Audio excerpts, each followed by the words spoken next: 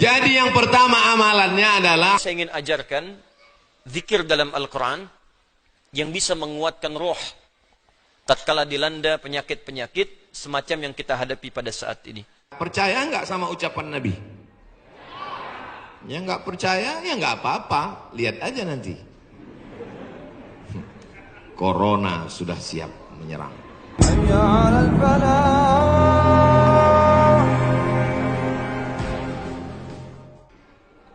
Man lazimal istighfar, siapa yang memperbanyak istighfar, ja'alallahu lahu min kulli dhiqin makhraja, segala kesempitannya diberikan kelapangan, wali kulli hammin faraja, segala kesusahannya diberikan kebahagiaan, warazaqahu min haitsu la yahtasib, diberi solusi dan rezeki dari jalan yang tidak disangka-sangka.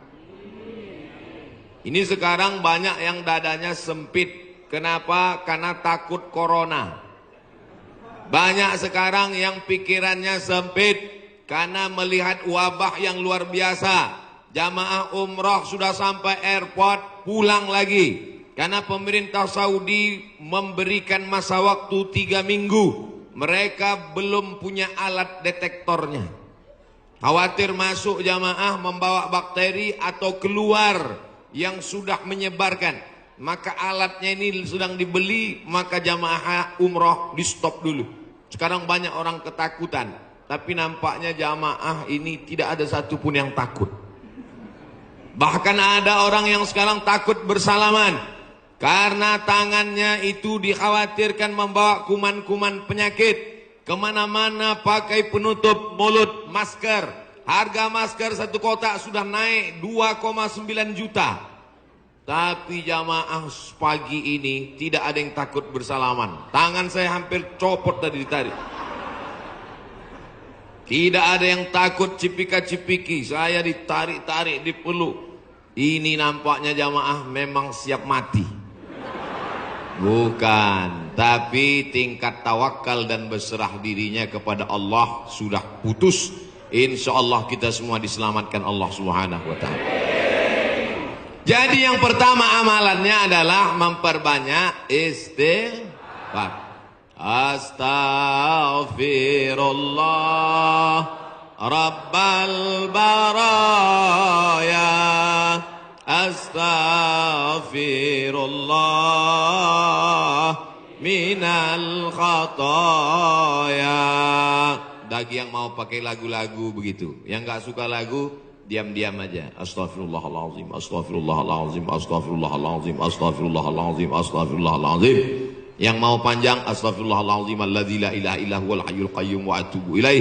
Yang mau lebih panjang, sayyidul istighfar. Allahumma anta rabbi la ilaha illa anta khalaqtani wa ana abduka wa ana ala ahdika wa wa'dika ma sata'tu a'udzubika min syarri ma sana'tu abu laka bi ni'matika alayya wa abu bi dzambi faghfir li fa innahu la yaghfiru dzunuba illa anta. Yang belum hafal tulis di Google Sayyidul Istighfar, enter, pilih image, gambar, print, baca, jadikan sebagai wallpaper desktop, dihafal, di print, tempel di dapur dekat kompor.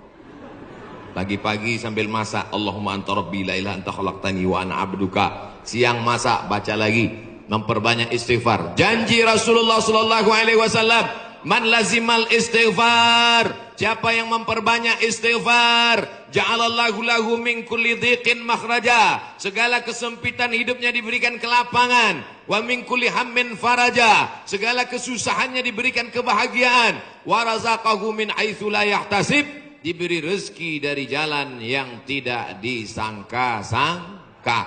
Maka percaya nggak sama ucapan Nabi? Yang nggak percaya ya nggak apa-apa, lihat aja nanti. Corona sudah siap menyerang. Bapak Ibu yang dimuliakan Allah Subhanahu wa ta'ala, tidak ada yang bisa menolong kita kecuali Allah. Tidak ada yang bisa menenangkan batin jiwa kita kecuali Allah. Maka ingat-ingat banyak-banyak Allah. Dosa kita banyak, silap kita banyak. Siapa yang tak berdosa? Angkat tangan. Yang gak berdosa itu cuma 3. Orang tidur, anak bayi, orang gila. Dikatakan orang tidur sudah bangun dari tadi. Dikatakan anak bayi sudah akil balik. Yang ngaku nggak punya dosa, alternatif tinggal pilih nomor 3. Yas'alunaka 'anir ruh. Qulir ruhu min amri rabbi wa ma utitum minal ilmi illa qalila.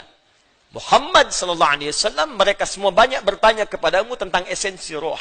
Katakan pada mereka, roh itu urusanku. Semua infonya hanya dimiliki Allah Subhanahu wa taala. Dan kalian tidak diberi pengetahuan kecuali sedikit. Sedikit untuk urusan fisik, silahkan. Ya, gali analisis terkait tentang fisik, bedah. Dapatkan kebutuhannya, teliti bagian-bagiannya, dapat kita infonya. Tentang akal silahkan temukan, kreasi. Dapatkan ciri-ciri pengetahuan yang baru, bidang-bidangnya, turunan-turunannya. Tapi roh, kata Allah, hanya aku yang tahu nutrisinya. Maka diturunkanlah kemudian nutrisi roh untuk menguatkan nilai spiritual seseorang yang bisa menguatkan fisik dan akalnya. Awas, hati-hati ya. Kalau fisiknya sakit, tapi rohnya sehat, itu boleh jadi daya tahan tubuhnya semakin kuat. Dalam arti, bisa jadi, walaupun fisiknya kurang sehat, tapi rohnya kuat, dia bisa menjalani kehidupan dengan baik.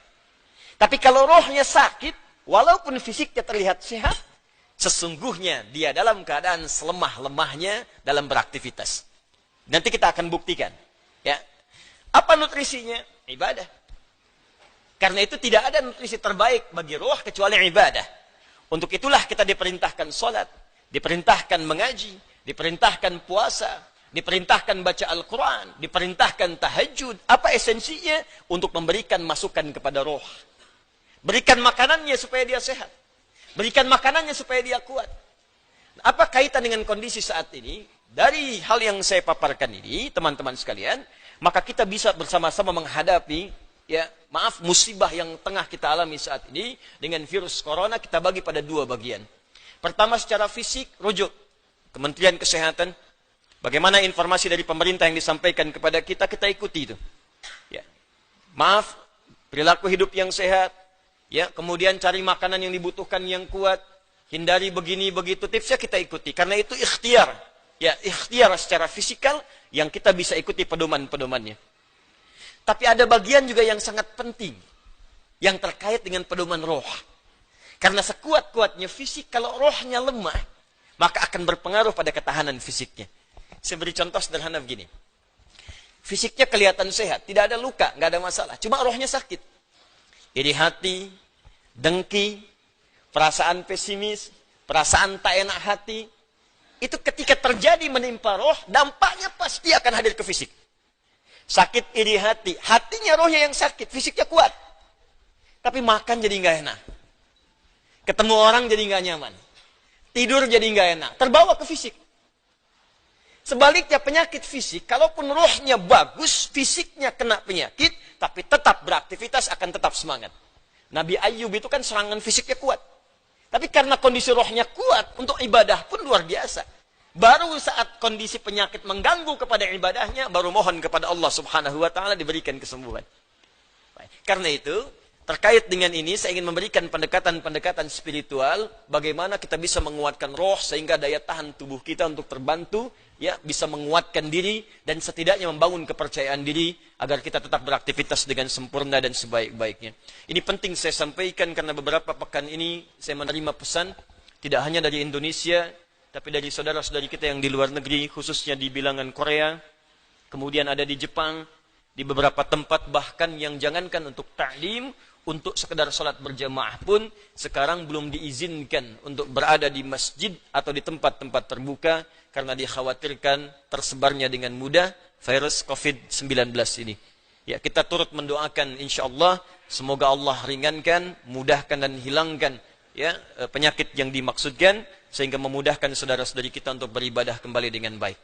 Ya, kemudian yang kedua saya ingin ajarkan zikir dalam Al-Quran yang bisa menguatkan roh tatkala dilanda penyakit-penyakit semacam yang kita hadapi pada saat ini. 1, jika kita tidak tertimpa dengan penyakitnya, tapi khawatir itu hadir di lingkungan kita, maka diajarkan doa oleh Al-Quran terkait doa yang pernah dibacakan Nabi Ibrahim alaihissalam. Salah satunya terdapat di Quran surah ke-26 Asy-Syu'ara ayat ke-80. Wa idza maridtu fahuwa yashfin. Wa idza maridtu fahuwa yashfin. Singkat, padat. Wa idza maridtu fahuwa yashfin. Kalaupun aku sakit, apapun penyakitnya, pasti Allah akan menyembuhkan. Saya ulang ya.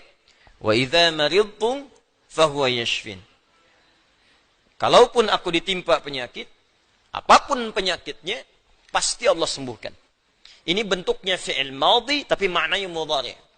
Das ya? Kalaupun aku sakit, wa idza kalau ketemu fi'il madhi, maknanya mudhari'. Sebaliknya, mudhari' ketemu dengan iz, maknanya madhi.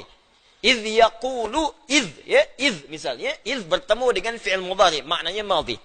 Tapi kalau fi'il madhi bertemu dengan idza, ya, itu maknanya mudhari', akan, belum kejadian. Ya, belum kejadian. Jadi kalau Anda khawatir dengan hal-hal demikian, kata Al-Quran tetap optimis. Tetap semangat. Ya, jadi kalau ada penyakit, ada apapun di sekitaran kita, jangan sampai berhenti beraktivitas. Kalau menjadi epidemi, jadi wabah, kata Nabi, lakukan karantina. Benar yang dikerjakan sekarang. Yang sakit jangan datang ke tempat-tempat perkumpulan, jangan keluar dari wilayah, kata Nabi, tinggal di situ. Yang tak sakit jangan berkunjung ke situ. Nah, itu perintah yang Nabi sampaikan ketika menjadi kepala negara. Maka kalau sekarang kepala negara atau lewat kementerian menginformasikan, jangan dulu orang asing masuk ke sini. Atau yang kena penyakit jangan berbaur. Nah, itu bagus, kita ikuti. Ikuti. Sekarang DMI, Dewan Masjid Indonesia, memberikan pengumuman. Ada 6 poin di situ. Kita ikuti dengan baik. Ya, jadi kalau yang sedang sakit, sedang flu, batuk-batuk, dan sebagainya, dirasakan bisa menular misalnya, maka tinggal di rumah. Sholat. Ya, jangan berbaur dulu, khawatir menular. Itu standar dalam hadis Nabi. Itu biasa. Tapi kalaupun Anda misalnya berhadapan dengan orang-orang dan belum tahu bagaimana penyebarannya, tindakan preventif penting, silakan. Mau pakai masker yang lain. Tapi keyakinan perlu dibangun. Kata Allah, wa idza maridtu fahuwa yashfin. Yakin. Ingat, ajal tidak terkait dengan penyakit. Ajal itu terkait dengan maut. Ingat baik-baik. Ajal terkait dengan maut, bukan dengan penyakit. Ya, belum tentu Anda ditimpa penyakit langsung meninggal, belum tentu. Karena banyak orang sehat pun wafat seketika. Jadi gak ada kaitan penyakit dengan kematian. Ingat ya, kematian terkait dengan ajal. Quran surah ke-7 ayat 34. Walikulli ummatin ajal. Setiap umat ada batas waktu hidupnya. Fa idza jaa ajaluha la yastakhiruna sa'atan wa la yastaqdimun. Kalau sudah tiba ajalnya, maka tak bisa Anda mohon dimajukan, tak bisa pun dimundurkan. Nah, ayat ini ingin mengatakan, sudah kalau mau itu urusan Allah. Mau dengan kematian, mau dengan maaf, mau dengan penyakit, mau dengan yang lainnya, kalau tiba ajal yang meninggal. Kalau belum tiba, ya nggak akan wafat. Makanya nggak usah terfikir bunuh diri, nggak ada kerjaan. Ya. Minum baygon misalnya 1 kontainer, ya kalau belum tiba ajalnya nggak akan wafat. Ya, jelas ya. Dan kalaupun sedang sakit, jangan dikait-kaitkan dengan kematian. Mungkin yang nengok meninggal duluan. Bisa jadi begitu. Atau dokter yang mengobati, wafat duluan. Ya, mungkin terjadi. Karena itu kalaupun Anda kemudian, misal ada vonis dari dokter, Anda terkena, Anda suspek, Anda macam-macam. Tidak. Jangan simpulkan dengan hal-hal yang kecil dulu. Ketika Anda simpulkan, dekatkan dengan kematian, justru itu akan menurunkan imun Anda, sehingga kekebalan tubuh itu semakin menurun. Kuatkan. Ya, wa idza maridtu fahuwa yashfin. Kalaupun saya sakit, Allah pasti akan sembuhkan. Tapi jaga diri baik-baik dengan hal-hal yang tadi diisyaratkan. Yang kedua, kalau Anda terkena penyakitnya dan divonis menjadi bagian dari ahli penyakit itu, misal yang sekarang terkena misalnya kena corona atau kena yang lain, kena cancer, kena macam-macam, maka Allah ajarkan zikir yang selanjutnya yang bisa Anda bacakan. Tapi tolong dibacakan dengan penuh keikhlasan dan permohonan kuat kepada Allah Subhanahu wa taala. Saya akan gabungkan 3 surah sekaligus. Insyaallah kalau Anda bacakan dengan benar, di situ ada janji dari Allah seperti Allah janjikan kepada Nabi Ayub, penyakit apapun selain kematian Allah akan berkenan menyembuhkannya. Pertama, saya urutkan dulu dari urutan ayatnya. Quran surah ke-17. Quran surah 17 Al-Isra. Ayat 82. Sudah? Ayat 82. Disambungkan ke Quran surah ke-21. Al-Anbiya. Ayat 83 sampai 84. Nanti saya bacakan ayatnya. Terakhir ditutup dengan Quran surah pertama. Al-Fatihah ayat 1 sampai 7. Quran surah ke-17 Al-Isra ayat 82. Quran surah ke-21 Al-Anbiya ayat 83 sampai 84 dan ditutup dengan Quran surah Al-Fatihah ayat 1 sampai ayat 7. Sekarang perhatikan baik-baik. Awas, ini bukan ilmu takatik ya. Ini isyarat Al-Quran. وَنُنَزِّلُ مِنَ الْقُرْآنِ مَا هُوَ شِفَاءٌ. Ini poinnya. وَرَحْمَةٌ لِلْمُؤْمِنِينَ وَلَا يَزِيدُ الظَّالِمِينَ إِلَّا خَسَارًا. وَنُنَزِّلُ مِنَ الْقُرْآنِ. Dan kami turunkan dari ayat-ayat Al-Quran itu مَا هُوَ شِفَاءٌ. Ada yang bisa menjadi syifa. Apa itu syifa? Obat. Apa itu obat? Syifa. Ibu syifa, ibu obat. Baik. Obat penawar itu ada 2 nama. Seperti penyakit pun ada 2 nama. 1, obat bagi penyakit fisik yang standar. Disebut dawa namanya. Dawaun. Penyakitnya daun, obatnya dawaun. Ya, ada riwayat mengatakan likulli da'in dawaun. Setiap penyakit pasti ada obatnya. Kecuali kematian. Ya, kecuali kematian. Selain kematian, kata Nabi, ada obatnya. Ya, kalau kita mau kreatif, kita dapatkan analisis, dapatkan hadis. Ya, likulli da'in dawaun. Da itu penyakit fisik. Ya, pusing, sakit perut, sakit gigi, macam-macam. Kata Nabi, Anda kreatif, dapat obatnya. Obat untuk fisik ini disebut dawa namanya. Ada yang kedua, disebut dengan maradun. Maradun. Marad itu lebih kepada penyakit hati.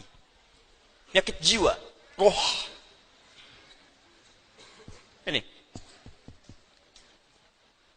Quran surah kedua Al-Baqarah ayat 10. Fi qulubihim marad. Fazadahumullahu marada. Ada orang-orang munafik yang kena penyakit.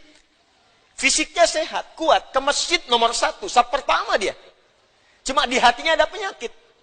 Ya, masuk masjid nyanjung Nabi. Keluar masjid mencela Nabi. Nah, itu penyakit. Hati-hati. Masuk masjid nyanjung-nyanjung. Keluar mencela-cela. Di depan berkata baik, di belakang menjelek-jelekan. Ah, itu sakit. Nah, itu sakit tuh. Ya. Apa penyakitnya? Marad. Obat penyakit hati, ini, maka namanya bukan dawa, tapi disebut dengan syifa. Syifa. Syifaun. Tahan, pelan-pelan.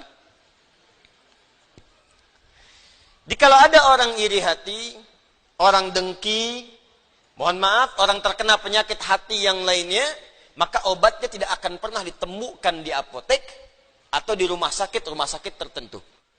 Silahkan Anda datang ke Kimia Farma, datang ke apotek-apotek yang Anda dapatkan di sekitaran, Century dan sebagainya. Tanyakan, ada nggak obat penyakit hati? Ada nggak obat iri hati? Ada nggak obat dengki? Nggak akan ditemukan. Kenapa? Karena mereka khusus menangani penyakit-penyakit fisikal. Disebut dengan daun. Tapi kalau syifa, maka ini erat kaitannya dengan penyakit yang pertama ini. Penyakit hati. Di mana ditemukannya? Kata Allah, وَنُنَزِّلُ مِنَ الْقُرْآنِ. Solusinya ada dalam Al-Quran. Maka nanti Allah turunkan beberapa amalan-amalan yang saat dikerjakan amalan itu bisa menghikis, menyembuhkan, bahkan menghilangkan penyakit-penyakit hati. Cari ayatnya. Maka Anda akan temukan kalimat-kalimat dalam Al-Quran, ayat-ayat bimbingan. Ini obat untuk menghilangkan malas. Ini obat untuk menghilangkan iri hati. Bahkan ini mencegah penyakit dengki. Kalau ada orang sekitaran dengki dengan kita, bacakan ayat ini. Turun surah Al-Falaq. Kalau ada orang munafik, bacakan surat yang ini. Kalau ada orang ini, bacakan surat yang ini. Nah, pencegahan-pencegahannya, obatnya ditemukan bagiannya di Al-Quran. Tapi syifa juga memiliki makna yang kedua. Dia adalah obat bagi penyakit fisik yang sudah sulit ditemukan obat dan penawarnya. Kalau dokter sudah mengatakan, sudah ini nggak ada obatnya, ini belum ditemukan penawarnya, maka Allah turunkan kemudian beberapa ayat dalam Al-Quran berupa zikir-zikir tertentu yang kalau dilakukan dengan benar, maka melahirkan penawar yang tidak ditemukan secara fisikal. Apa diantaranya? Yuk kita bacakan Quran surah ke-21 Al-Anbiya ayat ke-83 sampai 84. Kenal Nabi Ayub? Bagus. Ada yang kenal di sini. Baik. Bukankah ujian Nabi Ayub salah satunya kena penyakit fisik? Bukankah ujian Nabi Ayub alaihissalam salah satunya kena penyakit fisik? Ya. Pertama ujian harta, habis semua asetnya. Yang kedua ujian keluarga, wafat semua anaknya. Yang ketiga ujian fisik. Ditimpa, diuji dengan penyakit, maaf, yang belum ditemukan obatnya, tidak akan pernah dirasakan orang sebelumnya, tidak dialami orang setelahnya, saking parahnya penyakitnya. Dokter mengatakan sudah nggak ada obat. Orang mengatakan secara klinis mustahil sembuh, nggak ada obatnya. Maka apa yang dikerjakan oleh Nabi Ayub alaihissalam? Ingat, ini pesan dari Al-Quran. Ada isyarat begini. Ketika manusia mengatakan, makhluk mengatakan ini mustahil, itu tanda pertama dari Allah supaya langsung kita diminta untuk memohon kepada Allah subhanahu wa ta'ala. Jadi kalau ada orang mengatakan ini nggak bisa, itu langsung tanda langsung dari Allah supaya tinggalkan pendapat makhluk, minta kepada Khalik. Itu poinnya.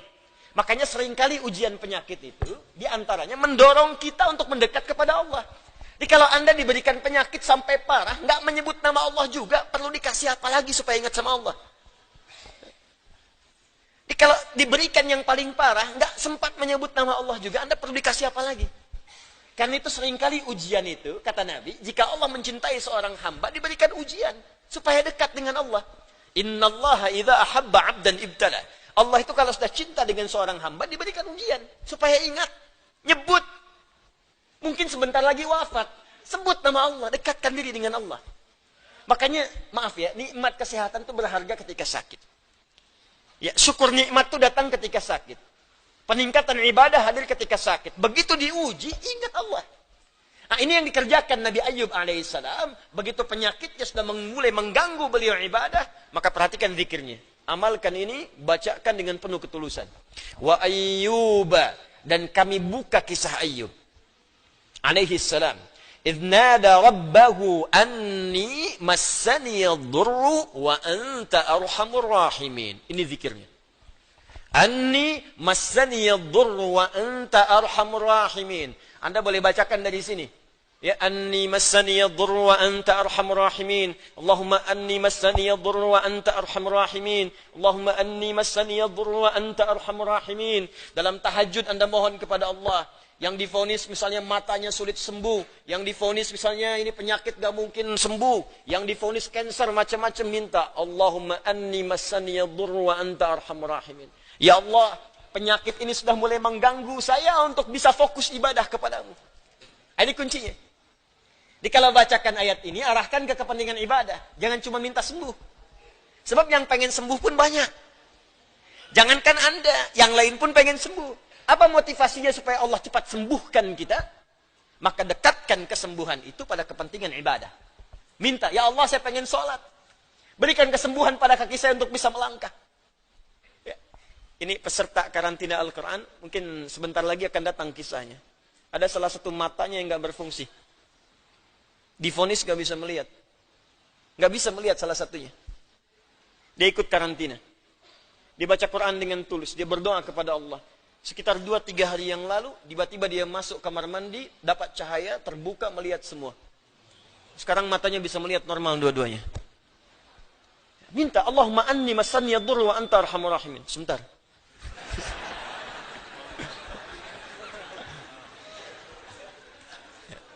Ya Allah, ini penyakit sudah mulai mengganggu saya untuk ibadah. Saya pengen ke masjid, ya Allah. Saya pengen Jumatan. Saya pengen jamaah, ya Allah. Cuman karena ini, saya nggak bisa lagi jamaah. Bukankah engkau menyukai hambamu yang jamaah, ya Allah? Bukankah engkau menyukai hambamu yang sholat bersama, ya Allah?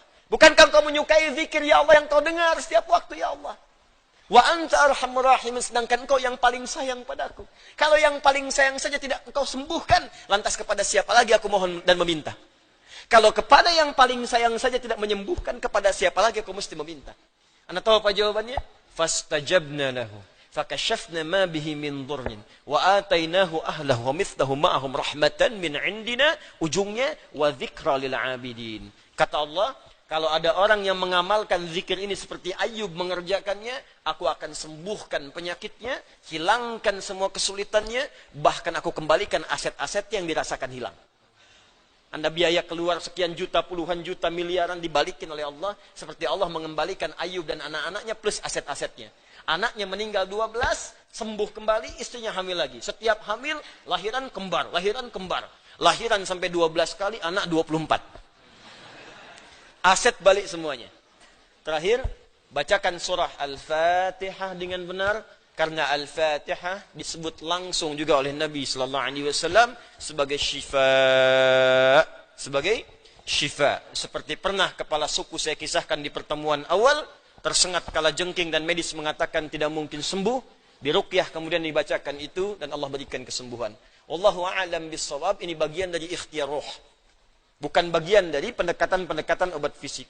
Dan semoga dengan itu Allah memberikan ketenangan, kemudahan, dan menghilangkan segala kesulitan di sekitaran kita insyaAllah. Ini sebagai respon dari beberapa saudara-saudari kita yang meminta penguatan dan doa. Sekali lagi kita doakan, semoga Allah meringankan semua apa yang kita hadapi saat ini.